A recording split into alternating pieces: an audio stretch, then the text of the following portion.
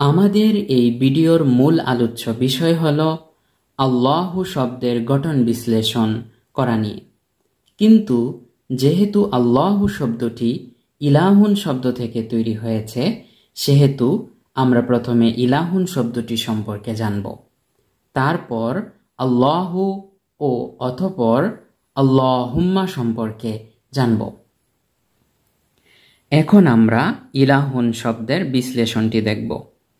ইলাহুন এটি একটি লাফজুন, কেননা এটি মানুষের মুখের একটি অর্থপূর্ণ ধ্বনি।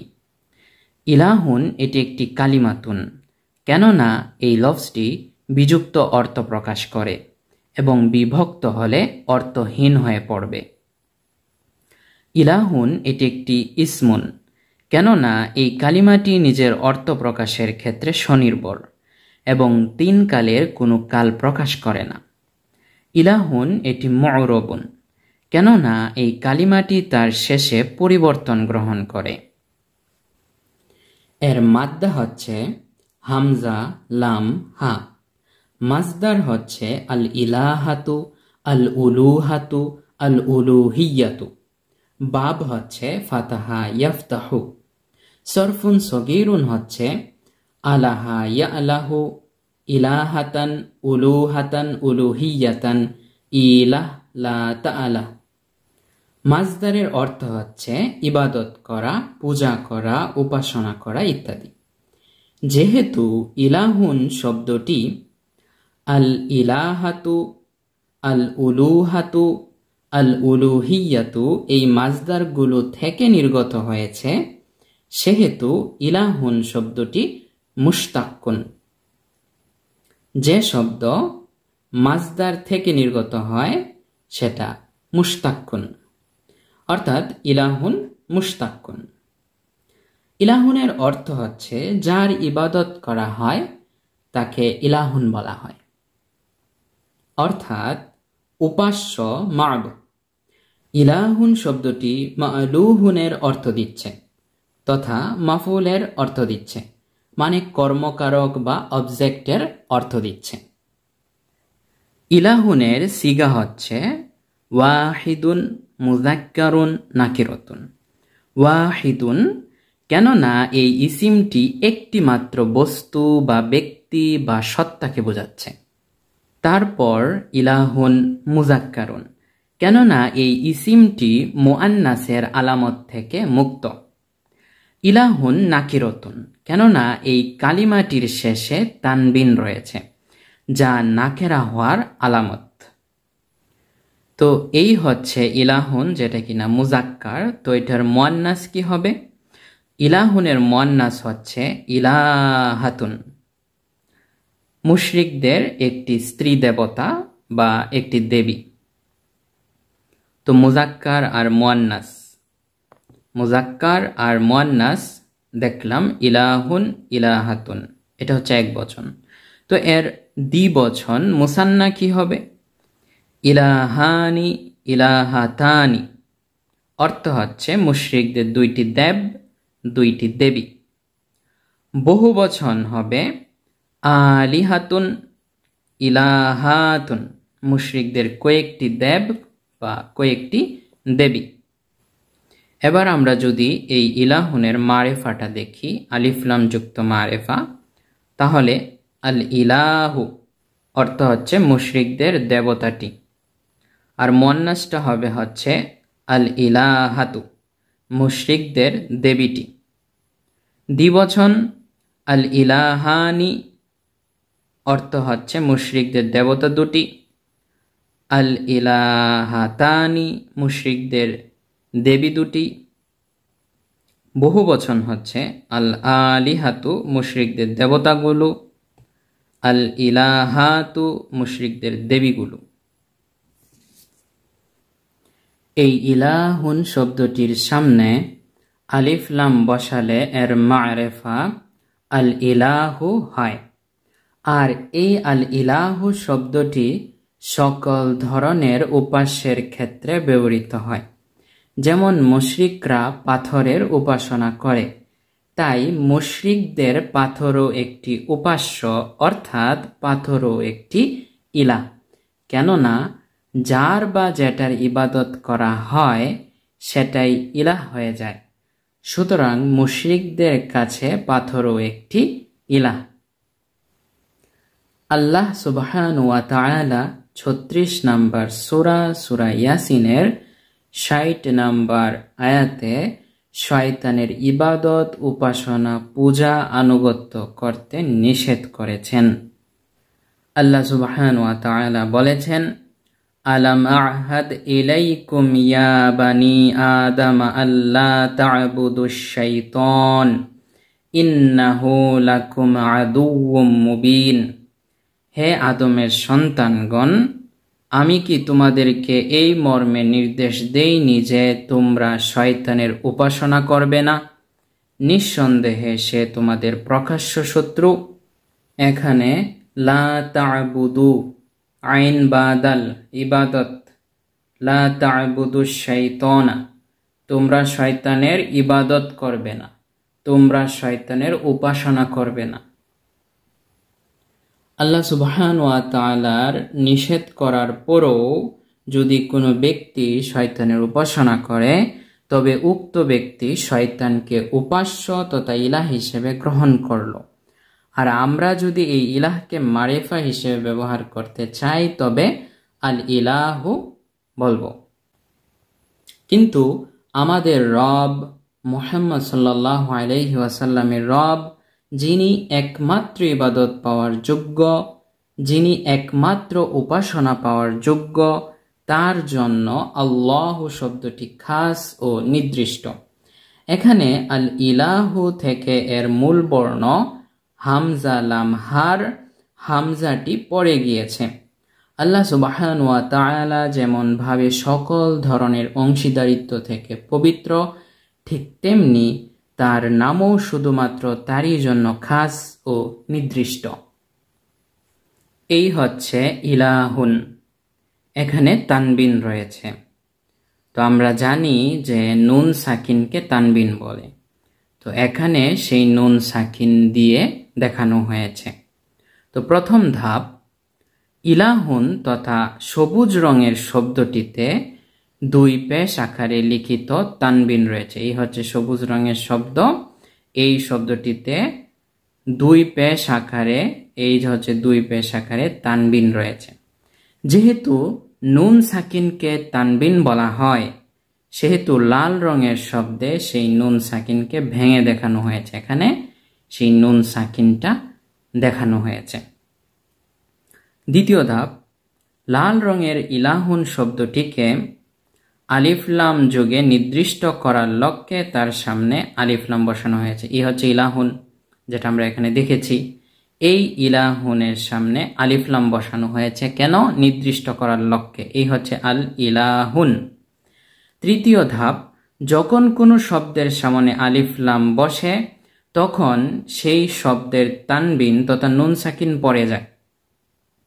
এই হচ্ছে ইলাহুন, এর সামনে আলিফ লাম বসলো। তো যখন কোনো শব্দের সামনে আলিফ লাম বসে, তখন নুন সাকিন পড়ে যায়, মানে তানবিনটা পড়ে যায়। এর জন্য এই নুন সাকিনটা এখন পড়ে যাবে। তো বাকিটা সবুজ রঙে আর নুন সাকিনটা পড়ে যাবে, এর জন্য এটা লাল রঙে দেখানো হয়েছে। তারপর এখানে সেই নুন সাকিনটা ছাড়া লেখা হয়েছে। এই হচ্ছে আল ইলাহু। তারপর চতুর্থ ধাপ, আমাদের রব মুহাম্মদ সাল্লাল্লাহু আলাইহি ওয়াসাল্লামের রব, যিনি একমাত্র ইবাদত পাওয়ার যোগ্য, যিনি সকল ধরনের অংশীদারিত্ব থেকে পবিত্র, ঠিক তেমনি তার নামটিও তারই জন্য খাস ও নির্দিষ্ট হওয়া উচিত। তাই একমাত্র তারই জন্য খাস ও নির্দিষ্টভাবে শব্দ তৈরির জন্য আল ইলাহু থেকে এর মূল বর্ণ হামজা লাম হা, এর হামজাটি পড়ে গিয়েছে। এই হচ্ছে আল ইলাহু। এখান থেকে এই হামজাটা পড়ে যাবে। তো এখানে যে হামজাটা পড়ে যাবে সেটা সবুজ রঙে দেখানো হয়েছে। তো এই হামজাটা যদি ফেলে দেওয়া হয়, তখন এরকম হয় আল লা হু। তারপর পঞ্চম ধাপ, আলিফ লামের পরে হারফুন শামসিয়ুন এসেছে। এই হচ্ছে আলিফ লাম। এই আলিফ লামের পরে লাম এসেছে, যে লাম হরফটা হচ্ছে হারফুন শামসিয়ুন। ষষ্ঠ ধাপ, যখন আলিফ লামের পরে হারফুন শামসিয়ুন আসে তখন আলিফ লামের আলিফ ও লাম উভয়টি লেখাই ঠিক হয়ে আসে। আলিফ লামের পরে হারফুন শামসিয়ুন আসলো, তো যখন এমনটা হয় তখন আলিফ আর লাম দুইটা লেখায় ঠিক হয়ে আসে, কিন্তু লাম হরফটি উচ্চারিত হয় না। তাই এখন লাম হরফের উপরে সুকুনটি ফেলে দেওয়া হয়েছে। যদি আমরা এই লাম হরফটাকে উচ্চারণ না করতে চাই তাহলে এর উপরের সুকুনটাকে ফেলে দিতে হবে। এর জন্য এখানে সেই সুকুনটা লাল রঙে দেখানো হয়েছে। যদি সুকুনটাকে ফেলে দেওয়া হয় তাহলেই তো আর এই লামটা আর উচ্চারিত হবে না, আলিফ লামের লামটা উচ্চারিত হবে না। তো এখানে সেই সুকুনটা ফেলে দেখানো হয়েছে। তারপর সপ্তম ধাপ, এখানে আলিফ লামের আলিফ হরফটি সরাসরি হারফুন শামসিয়ুনটিকে ধরে ফেলবে। এই যে আলিফ লামের যে আলিফটা আছে সেটা হারফুন শামসিয়ুনের যে লামটা আছে এটাকে সরাসরি ধরে ফেলবে। ও হারফুন শামসিয়ুনটি তাশদীদ যুক্ত হবে। এই হারফুন শামসিয়ুনটা তাশদীদ যুক্ত হবে, লাল রঙে দেখানো হলো। এই যে তাশদীদটা লাল রঙে দেখানো হয়েছে। আর খাড়া জবরটি তো আগে থেকেই ছিল। এই যে খাড়া জবরটা, এখানে যে খাড়া জবরটা আছে এটা আগে থেকেই ছিল। এরপর বোঝার সুবিধার্থে মাঝখানে যে কালো রঙে গ্যাপটা দেওয়া হয়েছিল যাতে এই দুইটা অংশ আলাদা আলাদা থাকে, বুঝতে সহজ হয় জন্য মাঝখানে একটা গ্যাপ ছিল যেটা কালো রঙে এখন দেখানো হয়েছে। তো এই গ্যাপটাকে এখন সরিয়ে দেওয়া হয়েছে। এই হচ্ছে আল্লাহু। ইবাদত পাওয়ার একমাত্র যোগ্য ইলাহুনকে আল্লাহু বলা হয়, আর বাকি সকল ইলাহুন হলো বাতিল। সেসব বাতিল ইলাহুনকে কুরআনে তাগুত বলা হয়। লা ইকরাহা ফিদ্দীন ক্বাদ তাবায়্যানার রুশদু মিনাল গাই ফামান ইয়াকফুর বিত-তাগুতি ওয়া ইউমিন বিল্লাহি ফাকাদ ইসতামসাকা বিল উরওয়াতিল উসকা লা ইনফিসামা লাহা ওয়াল্লাহু সামিউন আলিম। দ্বীনের মধ্যে কোনো জোর জবরদস্তি নেই, কেননা নিশ্চয় সুপথ বিভ্রান্তি থেকে পৃথক হয়ে গিয়েছে। সুপথ ও ভ্রষ্টতার পথ সম্পর্কে অবগত হওয়ার পরপরই যে ব্যক্তি তাগুতকে অস্বীকার করে ও আল্লাহর প্রতি ঈমান আনে তবে সে যেন অবশ্যই এমন একটি নির্দিষ্ট মজবুত রশিকে আঁকড়ে ধরল যা কখনো ছিঁড়ে যাবার নয়, এবং আল্লাহ সর্বশ্রোতা সর্বজ্ঞ। 2 নম্বর সূরা, সূরা বাকারার 256 নম্বর আয়াত, যেটা কিনা আয়াতুল কুরসির পরের আয়াত। আল্লাহু ওয়ালিয়্যুল্লাযীনা আমানু ইউখরিজুহুম মিনাজ যুলুমাতি ইলান নূর ওয়াল্লাযীনা কাফারু আউলিয়াউহুমুত তাগুতু ইউখরিজুনাহুম মিনান নূরি ইলাজ যুলুমাত উলাইকা আসহাবুন নার হুম ফিহা খালিদুন। আল্লাহ সুবহানাহু ওয়া তাআলা মুমিনদের অভিভাবক। আল্লাহ সুবহানাহু ওয়া তাআলা মুমিনদেরকে কুফরের অন্ধকার থেকে ইসলামের আলোর দিকে বের করে আনেন। আর যারা কুফরি করেছে ওদের অভিভাবক হলো তাগুত। তাগুত ওদেরকে ইসলামের আলো থেকে কুফরের অন্ধকারের দিকে নিয়ে যায়। ওরা জাহান্নামের অধিবাসী, ওরা তাতেই চিরস্থায়ী হবে। এটাও 2 নম্বর সূরা, সূরা বাকারা 257 নম্বর আয়াত, মানে এই আয়াতের পরের আয়াত এটা। আলাম তারা ইলাল্লাযীনা উতু নাসীবাম মিনাল কিতাবি ইউমিনুনা বিল জিবতি ওয়াত তাগুতি ওয়া ইয়াকুলুনা লিল্লাযীনা কাফারু হাউলাই আহদা মিনাল্লাযীনা আমানু সাবিলান। আপনি কি তাদেরকে দেখেননি যাদেরকে কিতাবের এক অংশ দেওয়া হয়েছে? তারা জিবত ও তাগুতের উপর ঈমান আনে আর কাফিরদের সম্পর্কে বলে এরা মুমিনদের তুলনায় অধিক সঠিক পথপ্রাপ্ত। এটা 4 নম্বর সূরা, সূরা নিসার 51 নম্বর আয়াত। জিবত মানে হচ্ছে মূর্তি, প্রতিমা, জাদুকর, ভেলকিবাজ, জাদু, ভেলকি ইত্যাদি, এটা হচ্ছে জিবত। আর তাগুত সম্পর্কে তো আগেই বলা হয়েছে। আলাম তারা ইলাল্লাযীনা ইয়াজউমুনা আন্নাহুম আমানু বিমা উনজিলা ইলাইকা ওয়া মা উনজিলা মিন ক্বাবলিকা ইউরিদুনা আন ইয়াতাহাকামু ইলাত তাগুতি ওয়া ক্বাদ উমিরু আন ইয়াকফুরু বিহি ويريد الشيطان أن يضلهم ضلالا بعيد। আপনি কি তাদেরকে দেখেননি যারা দাবি করে যে নিশ্চয়ই তারা ঈমান এনেছে সেসবের উপর যা আপনার প্রতি এবং যা আপনার পূর্বে অবতীর্ণ করা হয়েছে? তারা তাগুতের কাছে বিচার নিয়ে যেতে চায়, অথচ তাগুতকে অস্বীকার করতে তাদেরকে নির্দেশ দেওয়া হয়েছে, আর শয়তান তাদেরকে ঘোর বিভ্রান্তিতে বিভ্রান্ত করতে চায়। এটাও 4 নম্বর সূরা, সূরা নিসার 60 নম্বর আয়াত। الذين آمنوا يقاتلون في سبيل الله والذين كفروا يقاتلون في سبيل الطاغوت فقاتلوا أولياء الشيطان إن كيد الشيطان كان ضعيفا। যারা ঈমান এনেছে তারা লড়াই করে আল্লাহর রাস্তায়, আর যারা কুফরি করেছে তারা লড়াই করে তাগুতের রাস্তায়। সুতরাং তোমরা শয়তানের বন্ধুদের বিরুদ্ধে লড়াই করো, নিশ্চয় শয়তানের চক্রান্ত দুর্বল। এটাও 4 নম্বর সূরা, সূরা নিসার 76 নম্বর আয়াত। قل هل أنبئكم بشر من ذلك مثوبة عند الله من لعنه الله وغضب عليه وجعل منهم القردة والخنازير وعبد الطاغوت أولئك شر مكانا وأضل عن سواء السبيل। বলুন, আমি কি তোমাদেরকে আল্লাহর নিকট পরিণতির বিচারে এর চেয়ে নিকৃষ্ট কিছুর সংবাদ দিব? আল্লাহ যাকে অভিশাপ দিয়েছেন, যার উপর তিনি ক্ষুধান্বিত হয়েছেন, যাদের মধ্য থেকে তিনি বাদর শূকর বানিয়েছেন এবং যারা তাগুতের উপাসনা করেছে, ওরাই হল মর্যাদার দিক থেকে সর্বাধিক নিকৃষ্ট এবং ওরাই হল সরল সোজা পথ থেকে সর্বাধিক বিচ্ছিত। 5 নম্বর সূরা, সূরা মাইদার 60 নম্বর আয়াত। وَلَقَدْ بَعَثْنَا فِي كُلِّ أُمَّةٍ رَسُولًا أَنِ اعْبُدُوا اللَّهَ وَاجْتَنِبُوا الطَّاغُوتَ فَمِنْهُمْ مَنْ هَدَى اللَّهُ وَمِنْهُمْ مَنْ حَقَّتْ عَلَيْهِ الضَّلَالَةُ فَسِيرُوا فِي الْأَرْضِ فَانظُرُوا كَيْفَ كَانَ عَاقِبَةُ الْمُكَذِّبِينَ। আর আমি অবশ্যই প্রত্যেক জাতিতে এই আদেশ দিয়ে এমন এক রসূল প্রেরণ করেছি যে তোমরা আল্লাহর ইবাদত করো এবং তাগুতকে পরিহার করো। অতঃপর আল্লাহ তাদের মধ্য থেকে কাউকে হিদায়াত দিয়েছেন, আবার তাদের মধ্য থেকে কারো উপর পথভ্রষ্টতা সাব্যস্ত হয়েছে। সুতরাং তোমরা জমিনে ভ্রমণ করো, অতঃপর দেখো যে অস্বীকারীদের পরিণতি কিরূপ হয়েছে। 16 নম্বর সূরা, সূরা আন-নাহলের 36 নম্বর আয়াত।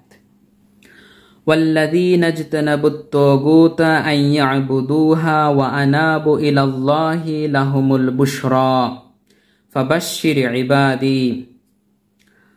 আর যারা তাগুতের উপাসনা পরিহার করে এবং আল্লাহ অভিমুখী হয় তাদের জন্য রয়েছে সুসংবাদ। অতএব আপনি আমার বান্দাদেরকে সুসংবাদ দিন। 39 নম্বর সূরা, সূরা জুমারের 17 নম্বর আয়াত। এবার আমরা আমাদের আল্লাহকে ডাক দিব। প্রথম ধাপ, আমরা যদি আমাদের আল্লাহকে ডাক দিতে চাই তবে এর বাংলাটা এমন হবে যে হে আল্লাহ। হে এর আরবি হলো ইয়া। এই ইয়াটি একটি অব্যয়। এই অব্যয়টিকে হারফুন নিদাই তথা ডাকার অব্যয় বা সম্বোধন করার অব্যয় বলা হয়। আর এই অব্যয় দিয়ে যাকে ডাকা হয় তাকে মুনাদা সম্বোধিত বলা হয়। আরবি ব্যাকরণের নিয়ম অনুযায়ী হারফুন নিদা আগে বসে, তারপর মুনাদা বসে। তো এই হচ্ছে ইয়া আল্লাহু। তো ইয়াটা হচ্ছে হারফুন নিদা আর আল্লাহ হচ্ছে মুনাদা। হারফুন নিদা আগে হয়, মুনাদা পরে হয়। দ্বিতীয় ধাপ, কিন্তু আলিফ লাম যুক্ত ইসিমের পূর্বে ইয়া অব্যয় বসে না। এই আল্লাহ শব্দটি আলিফ লাম যুক্ত। তো আলিফ লাম যুক্ত শব্দের সামনে ইয়া বসে না, তাই এখন হারফুন নিদাটিকে মুনাদার পরে আনা হয়েছে, তো যেহেতু আগে বসে না তাই এই হারফুন নিদাটাকে, এই অব্যয়টাকে পরে নেওয়া হয়েছে, এই হচ্ছে আল্লাহু, এই হচ্ছে ইয়া। তো আল্লাহ কি মুনাদা, এখানে মুনাদা হারফুন নিদাটাকে পরে আনা হয়েছে। আগের পৃষ্ঠায় আমরা এমনটা দেখেছি, আল্লাহু ইয়া। তৃতীয় ধাপ, তারপর ইয়া অব্যয়টিকে পরিবর্তন করে মুসাদ্দাদ মিম তথা তাশদীদ যুক্ত মিম হরফ বসানো হয়েছে। এই হারফুন নিদা ইয়াটাকে মিম দ্বারা পরিবর্তন করা হয়েছে, তাই একে আল মিমুল মুসাদ্দাদাতু মুআওয়াদাতুল ইয়াই বলা হয়। চতুর্থ ধাপ, তারপর বোঝার সুবিধার্থে মাঝখানে যে কালো রঙে গ্যাপটা দেওয়া হয়েছিল তাকে সরিয়ে দেওয়া হয়েছে। তো এখানেই কিন্তু আমরা আল্লাহুম্মা পেয়েছি, আল্লাহুম্মা। তো বোঝার সুবিধার্থে এখানে আমরা একটা গ্যাপ দিয়েছিলাম যেটা কালো রঙে এখানে দেখানো হয়েছে, এখন এটাকে আমরা বাদ দিয়ে দিয়েছি, এই হচ্ছে আল্লাহুম্মা। এই পুস্তিকাটির সংগ্রহ করার লিংক ডেসক্রিপশনে এবং প্রথম কমেন্টে রয়েছে।